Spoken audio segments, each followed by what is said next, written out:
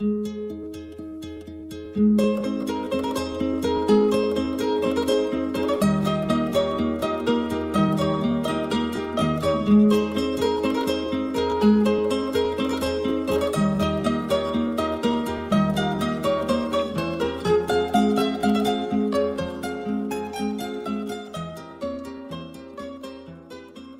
buenas. Le damos la bienvenida a Suenan Timbres, la palabra que camina, un espacio para palabrear los aconteceres de los pueblos del sur. Estamos en Radiópolis, la radio cultural y comunitaria de Sevilla, en Bolche Radio de Voz Digital, en las emisoras municipales y ciudadanas enlazadas en la onda local de Andalucía, en Urdimbre Radio y en Radio Malva de Valencia. Somos Suenan Timbres, un encuentro con el mundo de la política, la solidaridad, los movimientos sociales, el análisis crítico, la música y la poesía. Les habla Jaime Sedano Roldán.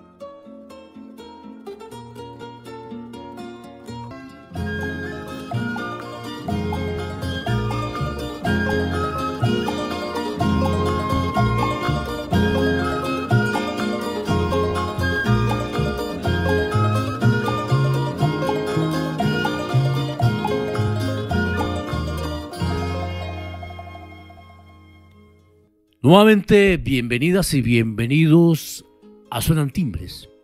En este programa tenemos, en primer lugar, aparte del importante discurso del presidente colombiano Gustavo Petro en la cuarta conferencia internacional sobre la financiación para el desarrollo, celebrada en Sevilla, España, el pasado fin de semana. Vamos a compartirles nuestra opinión sobre los movimientos del ex canciller colombiano Álvaro Leiva, quien se dice buscaba apoyo en Estados Unidos para realizar un golpe de Estado contra el presidente Gustavo Petro.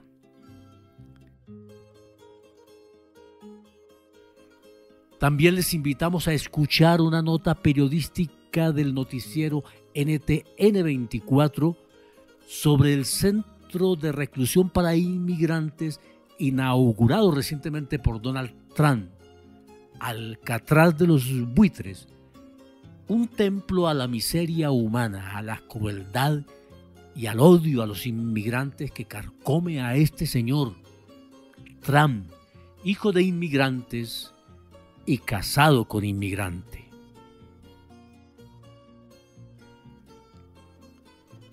Esta semana se inicia en Medellín el 35º Festival Internacional de Poesía y obviamente este acontecimiento no podía pasar desapercibido para Suenan Timbres y les invitamos a que ustedes tampoco lo hagan. Es una cita por la vida y por la humanidad. Y en el espacio de la poesía traemos unos versos de Blas de Otero, uno de los principales representantes de la poesía social de los años 50 en España. Recuerde que somos Suenan Timbres, la palabra que camina.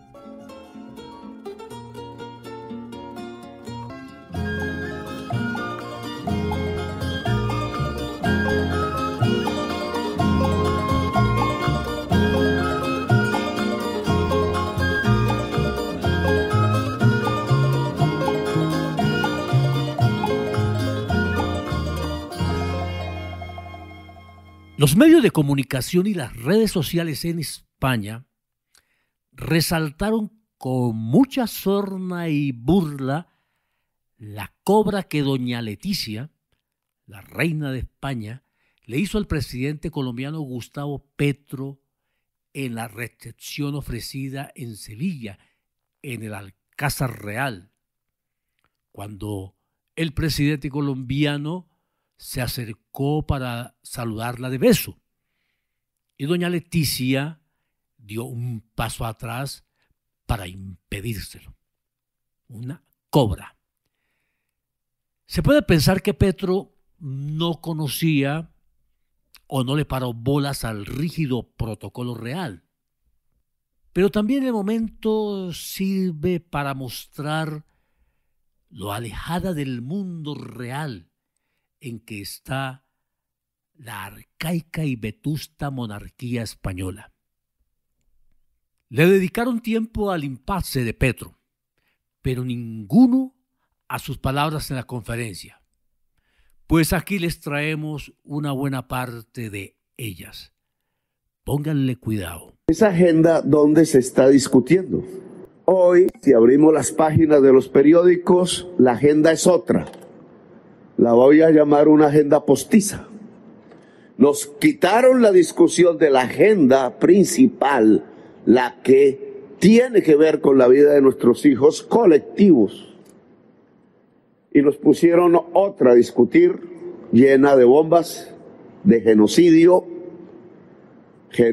sobre Gaza, bombas sobre Irán, bombas sobre Israel, guerra en Ucrania, guerra en Rusia, guerra por el gas, guerra por el petróleo, guerra porque el poder del mundo pueda seguir dominando a la humanidad. ¿Por qué? ¿Por qué en vez de estar discutiendo lo que puede acabar con la humanidad, estamos hoy discutiendo sobre las guerras y ocultando la existencia del genocidio?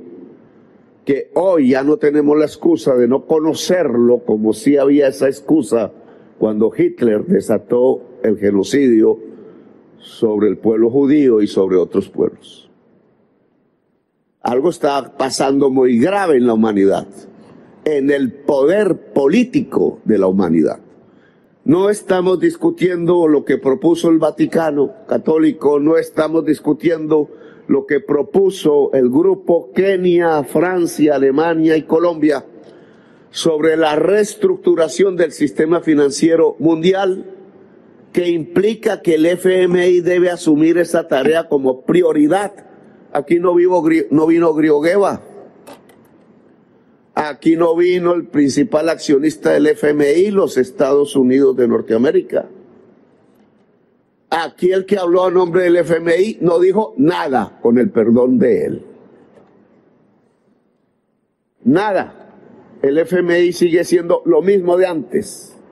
Mi país lo está sintiendo, porque un tonto gobernante se endeudó con el FMI y están a punto de quitarnos el crédito, dicen.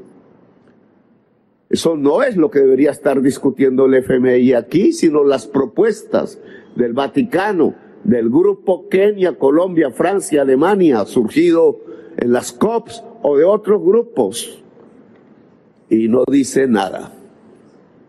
¿Cómo se emiten DEX para rebajar la deuda de todo el mundo y cómo se cambia esa rebaja de la deuda por espacio presupuestal para invertir en los proyectos que puedan mitigar la crisis climática?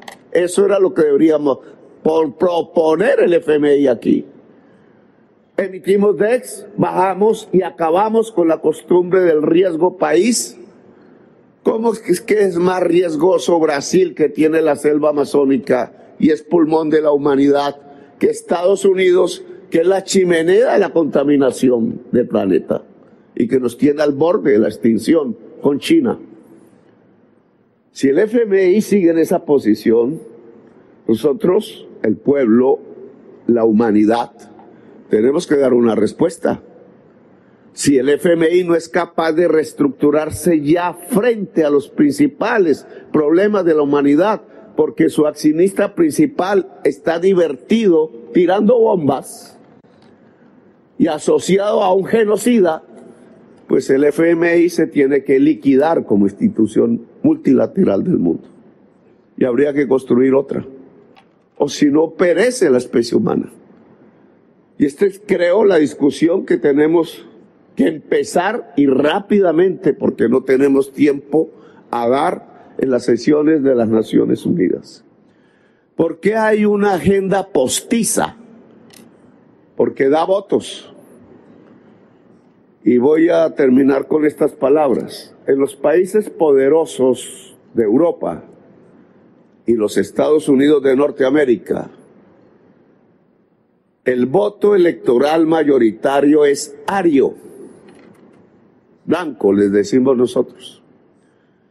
Y antes de llevar a ese voto ario compuesto de trabajadores, trabajadoras, granjeros, gentes de clase media y gobernantes y ricos, a la discusión central de los problemas de la humanidad, que implicarían la descarbonización económica del mundo y por tanto la pérdida del poder del capital del petróleo, del carbón y de las ramas que giran alrededor de los combustibles fósiles.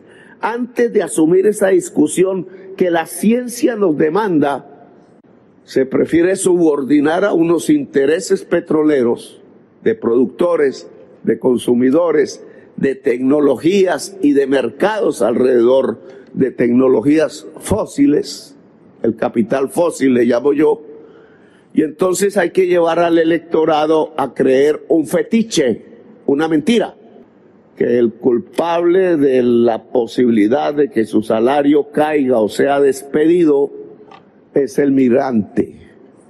Volvimos al racismo. El mundo ario del poder volvió al racismo peligrosamente.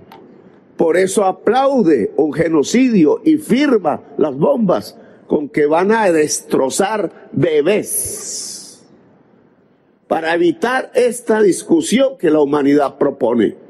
Se está enfrentando el mundo del poder con la humanidad por codicia, negando la ciencia y llevándonos a una fase de irracionalidad que solo se veía en el mundo en 1933, cuando Hitler asumió el poder en Alemania. Sabemos las consecuencias, pero ahora serían peores porque tienen que ver con el globo terráqueo completo y no solo con Europa. Y tienen que ver ya no solo con la existencia del pueblo judío, sino con la existencia de toda la humanidad.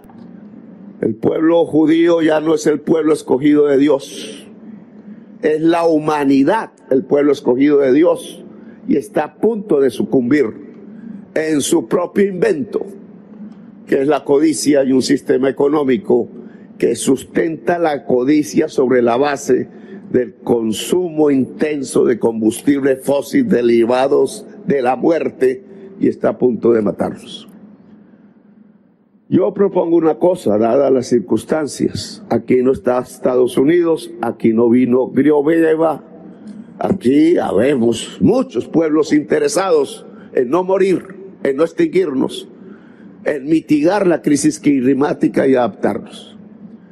Pues hay que articular las reuniones de representantes de estados, naciones, reyes, monarcas, presidentes elegidos democráticamente, primeros ministros, etcétera, con reuniones que convoquen a las fuerzas sociales vitales de la humanidad. Encuentro entre pueblos, no solo entre estados. Encuentro entre obreros, no solo entre estados. Encuentro de campesinos, no solo de estados. Encuentro de mujeres por continentes, no solo de estados. Encuentro de jóvenes, no solo de estados. De tal manera que se empiece a construir un nuevo sujeto histórico, la humanidad. Los Estados-naciones estamos a punto de perecer en el intento de ser eficaces asumiendo la verdadera agenda mundial de la humanidad.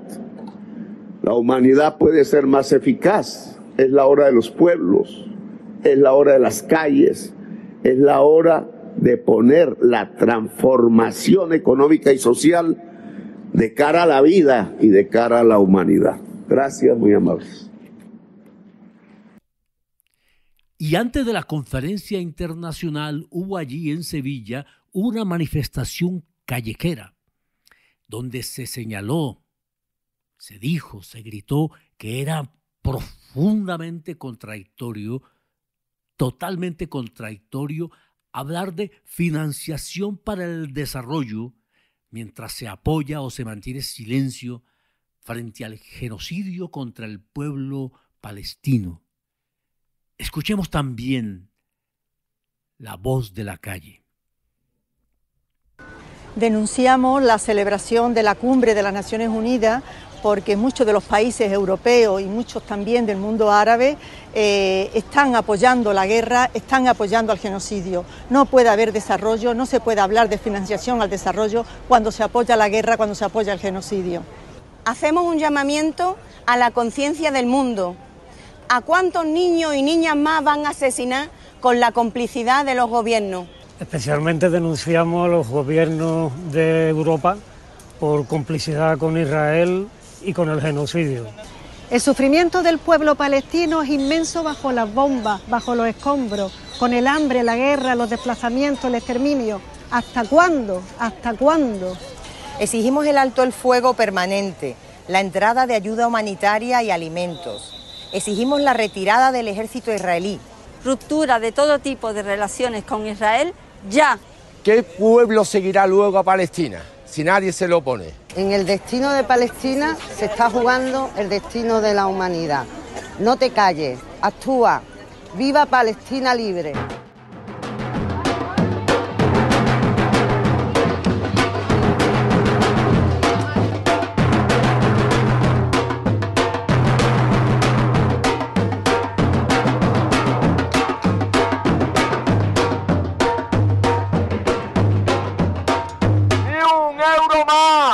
¡Para la guerra! ¡Desde el río hasta el mar! ¡Palestina vencerá! ¡No es una guerra! ¡Es un genocidio! ¡No es una guerra! ¡Es un genocidio! ¡No es una guerra! ¡Es un genocidio! ¡La niña de Gaza! ¡Gastos militares para escuelas y hospitales!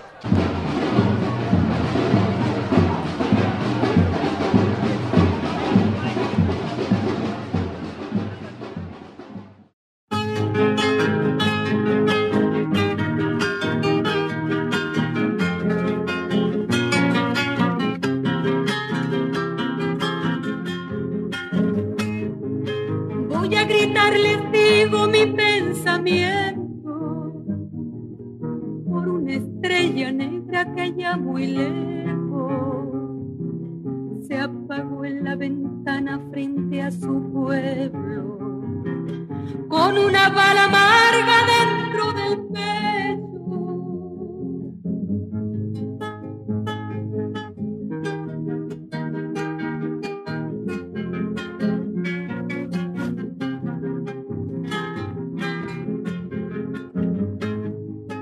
¿Qué pasa en esa América la orgullosa?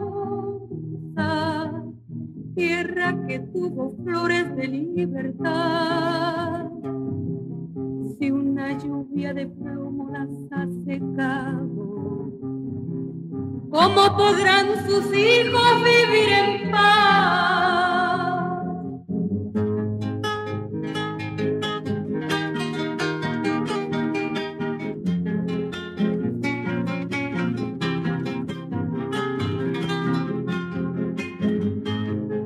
Mi pueblo que es tan pobre lanza a la luna el humilde cohete de su mirada, pero si quiere puede mi presidente caminar sin temores a su morada.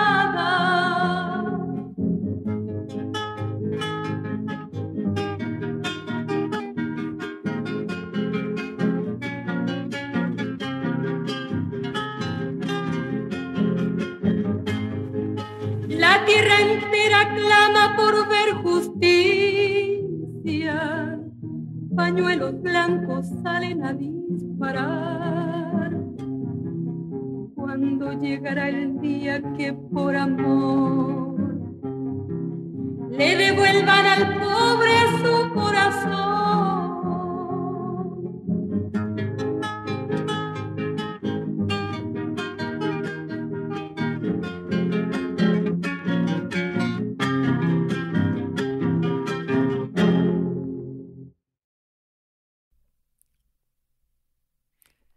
Hablemos ahora del llamado plan para darle un golpe de Estado a Gustavo Petro.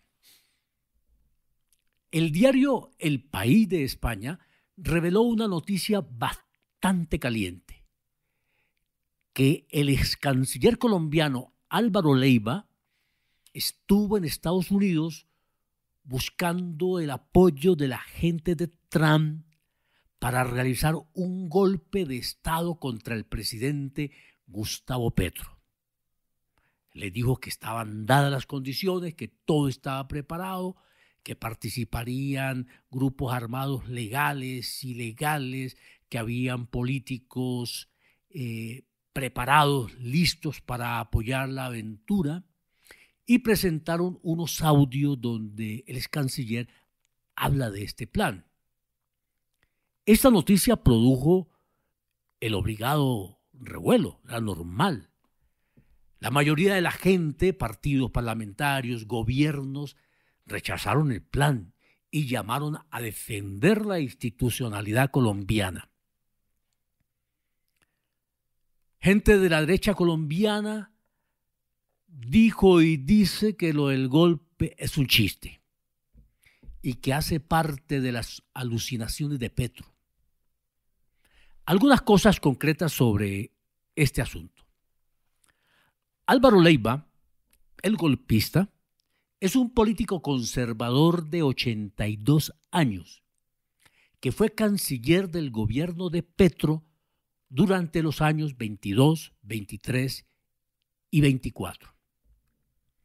Durante muchos años, 4 o 5 décadas, Álvaro Leiva ayudó a buscar acercamientos con las FARC en busca de un acuerdo de paz.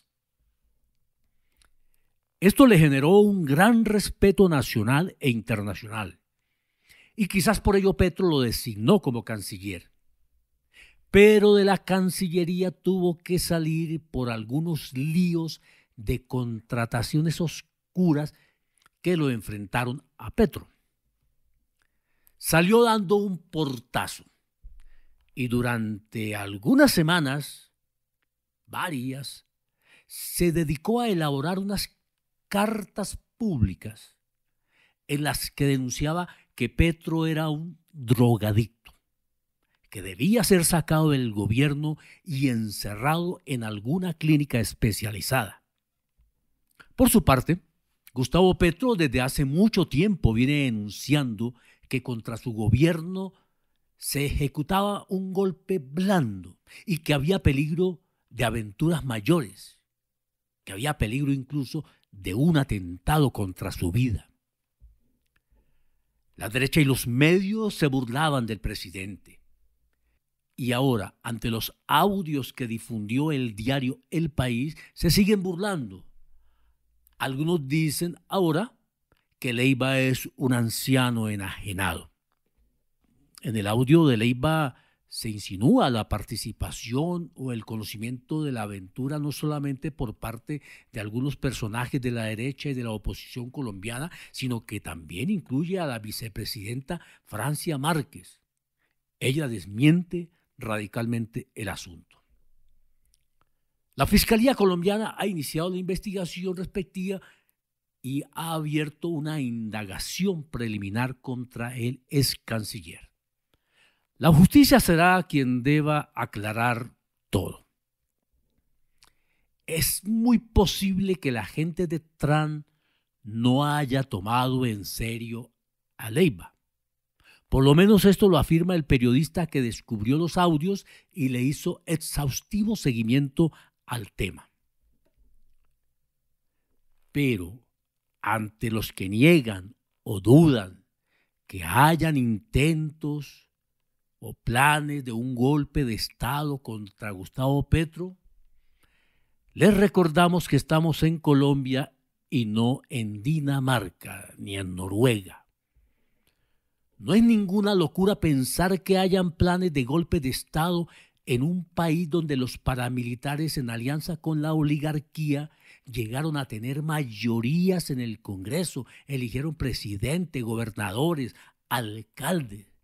Un país donde mataron a 3 candidatos presidenciales en una sola campaña, exterminaron a todo un partido político de oposición y exterminaron al movimiento sindical, al movimiento indígena, a los líderes sociales y desataron una guerra sucia y un terrorismo de Estado que produjo más de 10 millones de víctimas. No hay ninguna locura, por lo tanto, pensar en la posibilidad de un golpe de Estado contra un presidente de izquierda al que nunca han aceptado. Quizás con lo de Leiva estaban esperando a ver si funcionaba o no.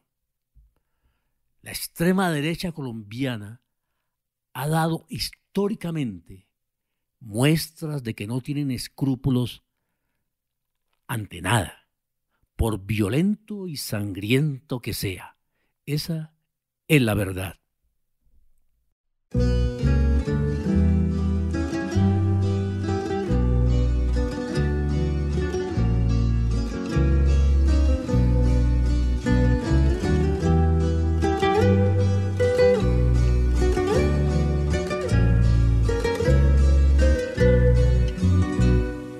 Azules se miran los cerros en las lejanías, paisajes de ardientes llanuras con sus arrozales de verde color. En noches de verano brillan los luceros con más esplendor. La brisa que viene del río me dice hasta luego, yo le digo adiós. Al sur, al sur, al sur del cerro del Pacandé, entre chaparrales y entre los amares, reina la alegría que adorna el paisaje. Al sur, al sur, al sur del cerro del Pacandé está la tierra bonita, la tierra del Huila que me vio nacer. A mí me arrullaron sones de tambores y aspiré en el aire aromas del mayo. Yo aprendí en el ritmo de los sanjuaneros toda la alegría del pueblo que quiero. Al sur, al sur, al sur del cerro del Pacandé, entre chaparrales y entre los amares, reina la alegría que adorna el paisaje. Al sur, al sur, al sur del cerro del Pacandé está la tierra bonita, que es la tierra opita que me vio nacer. Hasta en los propios Estados Unidos hay consternación por la cárcel, un verdadero campo de concentración que el presidente Donald Trump ha mandado construir a las carreras y ya ha inaugurado para confinar en ella a las y los inmigrantes sin papeles que serán deportados. Tiene el nombre de Alcatraz por la vieja y temida cárcel que originó una recordada película de Clint Eastwood. Esta cárcel es una verdadera aberración, un crimen contra la humanidad y que muestra que Trump es un verdadero fascista, un monstruo sin escrúpulos, sin piedad y sin el más mínimo humanismo. Una reportera del noticiero de asuntos latinoamericanos de allí de Estados Unidos, NTN24, estuvo en el sitio, estuvo frente a la cárcel, en medio de las protestas de la gente e indagando por las razones del rechazo a esta cárcel miserable y tenebrosa. Por distintos motivos medioambientales. De hecho, hay una demanda presentada por parte de dos organizaciones locales que alegan que el gobierno Ron DeSantis no elaboró los estudios necesarios que exige la ley para valorar el impacto medioambiental que esta instalación tiene. También otro motivo por el cual están protestando es porque este terreno tiene una gran importancia histórica y cultural para grupos indígenas estadounidenses y también por ese sentido humanitario de derechos humanos. Quiero que primero que vean este autobús con este billboard con la palabra traidores. Están los tres congresistas cubanoamericanos, María Elvira Salazar, Carlos Jiménez, Mario Díaz Balart, Marco Rubio, secretario de Estado, y el presidente de los Estados Unidos. Comentaba que también están en contra de este centro de detención de inmigrantes justamente por los derechos humanos. Alegan que los inmigrantes van a recibir un trato inhumano y justamente estamos con María Asunción. María, estás aquí hoy, inauguración con el presidente de los Estados Unidos que ha llegado en torno a las 10:30 de la mañana, que ha visitado las instalaciones. Y María, una de las preocupaciones que ustedes tenían era justamente este calor extremo y estas carpas. El presidente de los Estados Unidos ha dicho con Ron DeSantis que efectivamente hay aire acondicionado y que los inmigrantes, por tanto, no van a sufrir del calor. Lo mismo dijo el camión que pasó por acá, estaba Carlos Jiménez. Lo mismo dijo Carlos Jiménez sobre Crom hace unos días. Murieron 2 personas en los últimos 4 días. Un señor canadiense y un pobre viejito de 75 años, un señor cubano. Lo mismo dijo él, que estaba todo perfecto en Crom. Imagínense si eso pasa en Crom, ¿qué va a pasar acá? Y ellos hablan de esto como un centro de emergencia. ¿Qué emergencia? ¿De qué emergencia me hablan? Emergencia es lo que está sucediendo en este país, que el grado de deshumanización y degradación a mí me repugna, realmente, me repugna, esa es la palabra que me sale. Entonces, estamos acá para que paren este campo de detención. Queremos que la alcaldesa y los comisionados, el condado de Miami-Dade ponga una demanda. Hace mucho tiempo que están muy callados. No se puede decir que sos amigos de los inmigrantes en los tiempos buenos solamente. No se puede estar bien con Dios y con el diablo. Ellos tienen que abrir la boca y empezar a defendernos. Y justamente Ron DeSantis hablaba de la posibilidad que hay una pista de aterrizaje para ver esos remolques y esas carpas para retener a los inmigrantes, pero hablaba de usar a la Guardia Nacional como jueces de inmigración para que este centro sea independiente. ¿Qué opinas sobre eso? Es que ellos están usando todo el tema de la crisis, de la emergencia. No existe tal emergencia y los políticos tienen que empezar a hablar de eso y tienen que empezar a pararse del lado correcto de la historia. El día de mañana esto va a ser recordado como un tiempo muy oscuro de este país y se van a arrepentir de no haberse parado, de tener el coraje de haberse parado del lado correcto y parar esto y muchas otras cosas más que están pasando en este país. María Asunción, muchísimas gracias a esta organización de derechos humanos. Hay que decir también que a este lado de la carretera vemos aquí alta seguridad por esa visita del presidente de los Estados Unidos. Hemos visto también algunos fanáticos de Donald Trump, incluso, yo no sé si lo están viendo, tenemos a Enrique Tarrio, que fue el mayor condenado por el asalto al Capitolio.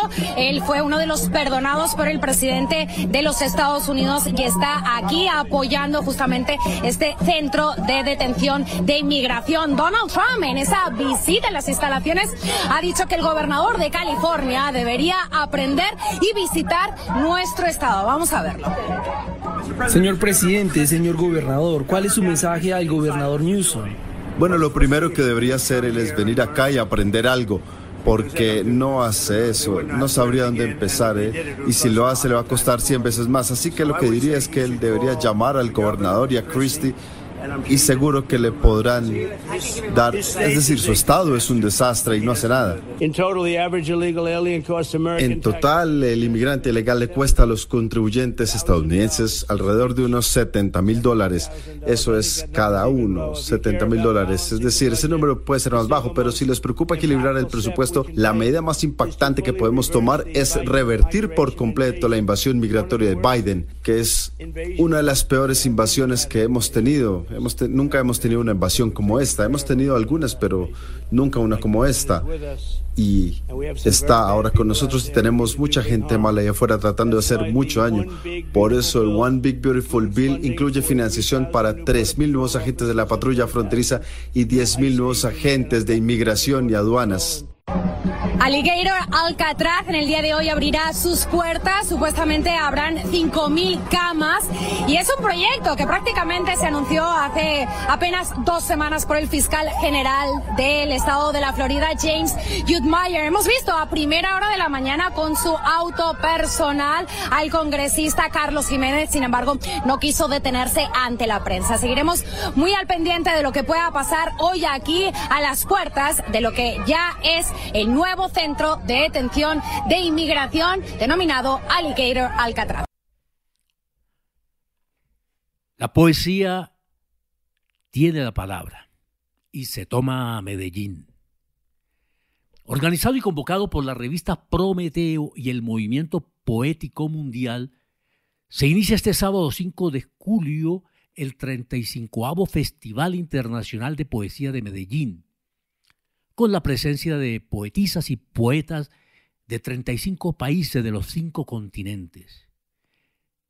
La programación incluirá lectura de poemas, performance, conferencias, conversatorios, talleres, películas y conciertos. Cada día se desarrollará una variada programación en un lugar centralizado que contará con muestra de libros y diversas actividades poéticas. Regresa la Fiesta de la Poesía, 35º Festival Internacional de Poesía de Medellín. Emergerá la vida liberada del hierro. Poesía para reconstruir el espíritu humano. Inauguración sábado 5 de julio, 4 de la tarde en el Teatro Carlos Vieco del Cerro Nutibara. 60 actividades se extenderán por el valle hasta el 12 de julio. La entrada a todos los actos es libre. Convocan y organizan Revista Prometeo y Movimiento Poético Mundial.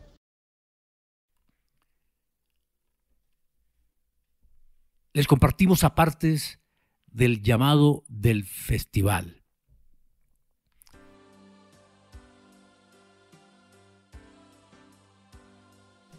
Después de la Segunda Guerra Mundial hemos presenciado muy pocos escenarios políticos tan cercanos a una nueva guerra mundial cuya capacidad de aniquilación de la vida sobre la Tierra sería total. A la bomba atómica que acabó con cientos de miles de vidas humanas en Hiroshima y Nagasaki se suma un descomunal arsenal nuclear que haría pedazos el planeta. ¿Cómo podemos ser indiferentes ante nuestro propio final? El proceso de destrucción de la naturaleza avanza en progresión geométrica respecto a las medidas que se toman para aminorar el impacto depredador de las empresas transnacionales. La tensión se extrema y el mundo parece aceptar con triste resignación la amenaza total. La poesía recuerda a todos el origen y el significado maravilloso de la vida en sus radiantes manifestaciones. De los risueños días en que los seres humanos crearon con amor una lengua viva, un nombre para cada animal, una señal para cada ser viviente, hasta nuestros días, en que las palabras son expelidas por el odio y la pulsión de exterminio. Han transcurrido suficientes milenios para desplegar en nosotros una conciencia clara sobre el momento que vivimos. Llamamos guerra a 2 siglos de conflictos bélicos en nuestro país y también nombramos guerra a la conflagración entre civilizaciones y naciones que se han establecido en la tierra desde el principio del mundo. Llamamos lucha de clases a los inevitables enfrentamientos entre fuerzas de la sociedad humana que buscan establecer la primacía de sus intereses. La poesía llama a evocar nuestras raíces, la atmósfera de esplendor de la naturaleza, la profunda unidad espiritual de los pueblos primitivos, el significado primigenio de la pertenencia a la poderosa energía colectiva, a la inteligencia de la vida humana que habitaba los bosques y las orillas de los ríos en armonía con el espíritu de la existencia. La poesía evoca los tiempos remotos del principio y nos llama a recobrar nuestra condición original. El Festival Internacional de Poesía de Medellín se mantiene firme en su propósito después de 35 años de existencia. Instalado en la ciudad en contra de las formas extremas de la violencia y de la guerra, ha constituido un refugio para la población y un elemento poderoso para su conciencia y sensibilidad, un paradigma del diálogo entre las tradiciones poéticas del mundo y las expresiones de la diversidad cultural. Entre el 5 y 12 de julio revivirá nuestro fraterno ritual para reafirmar la vocación de vida y de paz de la ciudad, el sueño reencarnado de la justicia poética y de la hermandad entre los pueblos de la tierra.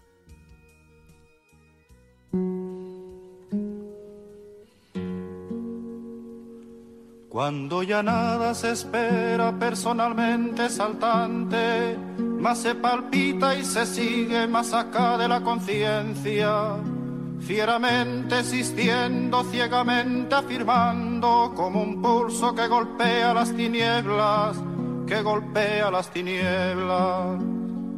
Cuando se miran de frente los vertiginosos ojos claros de la muerte, se dicen las verdades, las bárbaras, terribles, amorosas crueldades, amorosas crueldades. Poesía para el pobre, poesía necesaria como el pan de cada día, como el aire que exigimos 13 veces por minuto para ser y en tanto somos, dar un sí que glorifica. Porque vivimos a golpes, porque apenas si nos dejan decir que somos quien somos. Nuestros cantares no pueden ser sin pecado un adorno. Estamos tocando el fondo, estamos tocando el fondo.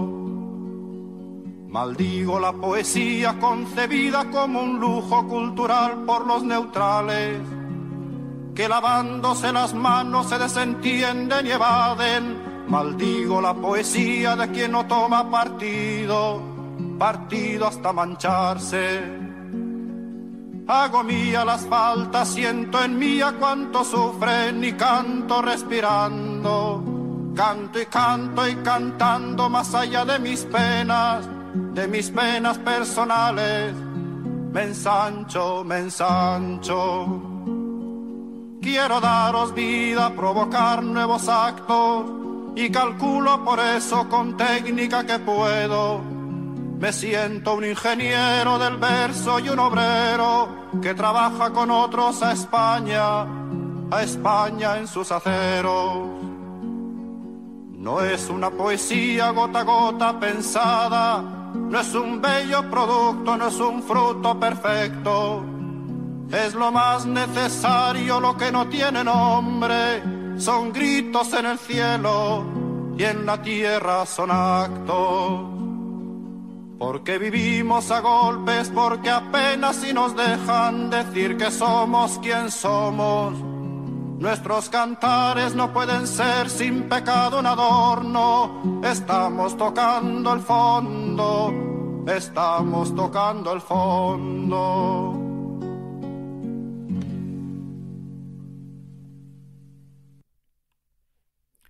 Y seguimos con la poesía. Traemos algunos versos de Blas de Otero, uno de los principales representantes de la poesía social de los años 50 en España. El portal Poema del Alma nos dice de Blas de Otero. Nació en Bilbao el 15 de marzo de 1916 y murió en Madrid el 29 de junio de 1979. Su infancia fue muy dura. Encontraba en su familia el refugio que compensaba sus duras experiencias en el colegio. Pero tras la quiebra económica y la muerte de su hermano y su padre, llegó la introversión, el pesimismo y la obsesión por la muerte. Estudió Derecho, primero de forma presencial y luego preparándose por su cuenta a causa de verse forzado a ayudar a su familia. Esa época intensificó sus lazos con la religión, que le brindó parte de la estabilidad que necesitaba para sobrellevar sus problemas. Su poesía pasó por varias etapas que abarcaron desde la religiosidad hasta el descubrimiento de la importancia de la sociedad. El poema Pido la paz y la palabra es una clara muestra de esta última faceta de Blas de Otero.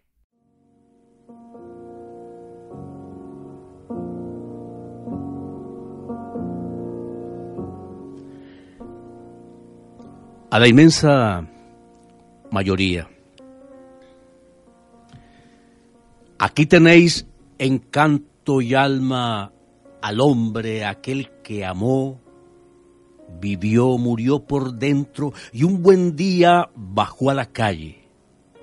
Entonces comprendió y rompió todos sus versos. Así es, así fue.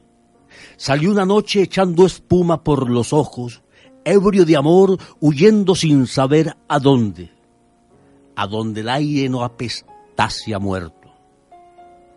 Tiendas de paz, brisados pabellones, eran sus brazos como llama el viento, olas de sangre contra el pecho, enormes olas de odio, ved, por todo el cuerpo.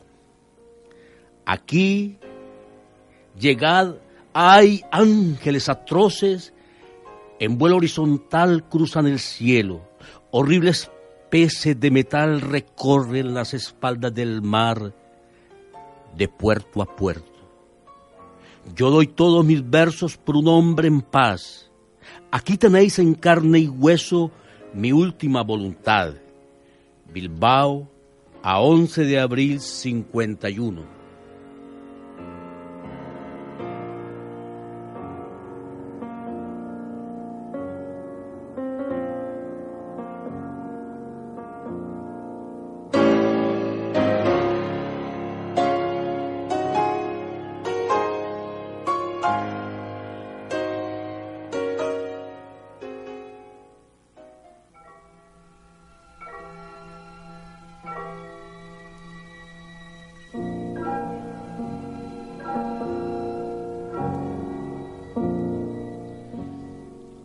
En calidad de huérfano nonato y en condición de eterno pordiosero, aquí me tienes, Dios, soy Blas de Otero, que algunos llaman el mendigo ingrato.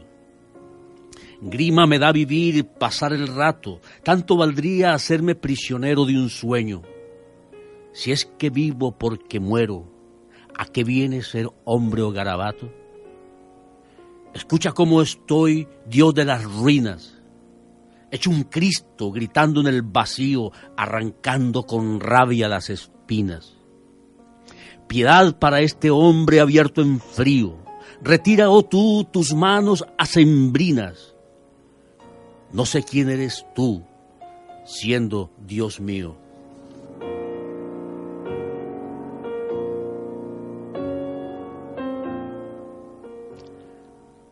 Aquí tenéis mi voz alzada contra el cielo de los dioses absurdos.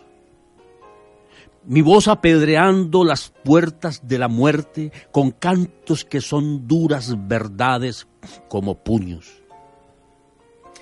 Él ha muerto hace tiempo, antes de ayer, ya hiede. Aquí tenéis mi voz arpando hacia el futuro, adelantando el paso a través de las ruinas, hermosa como un viaje alrededor del mundo. Mucho he sufrido en este tiempo. Todos hemos sufrido mucho. Yo levanto una copa de alegría en las manos en pie contra el crepúsculo. Borradlo. Labraremos la paz, la paz, la paz, a fuerza de caricias, a puñetazos puros. Aquí os dejo mi voz escrita en castellano. España, no te olvides que hemos sufrido juntos.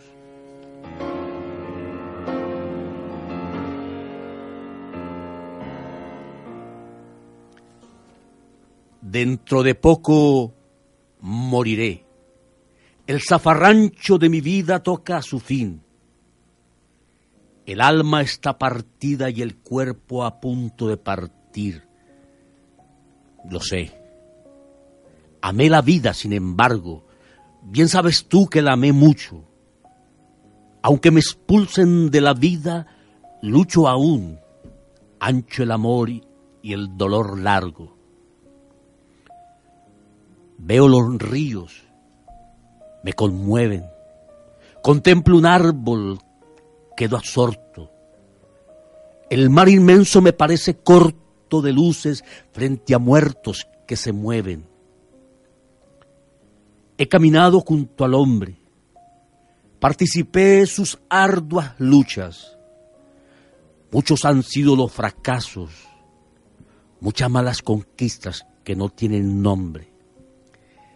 Dentro de poco moriré. Aquí está todo mi equipaje.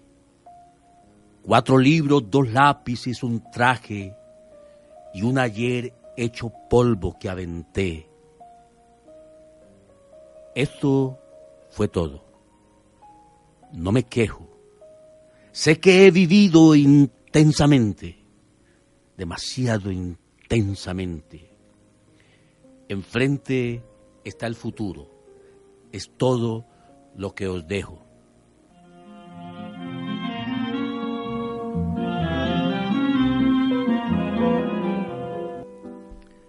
Señor Don Quijote, divino chalado, hermano mayor de mis ilusiones, sosiega el revuelo de tus sinrazones y serenamente siéntate a mi lado.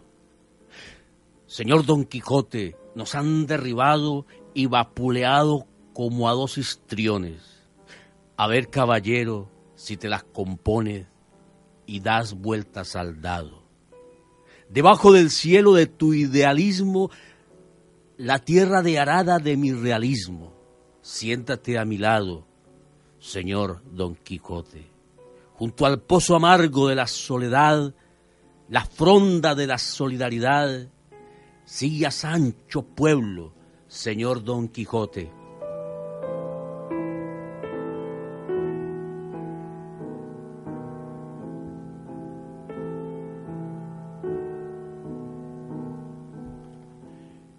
Me llamarán, nos llamarán a todos. Tú y yo nos turnaremos en torno de cristal ante la muerte.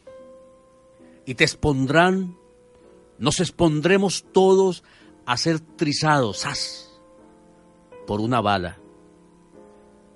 Bien lo sabéis. Vendrán por ti, por mí, por todos y también por ti. Aquí no se salva ni Dios. Lo asesinaron. Escrito está, tu nombre está ya listo, temblando en un papel, aquel que dice, Abel, Abel, Abel, o yo, tú, él. Pero tú, Sancho Pueblo, pronuncias anchas sílabas, permanentes palabras que no lleva el viento.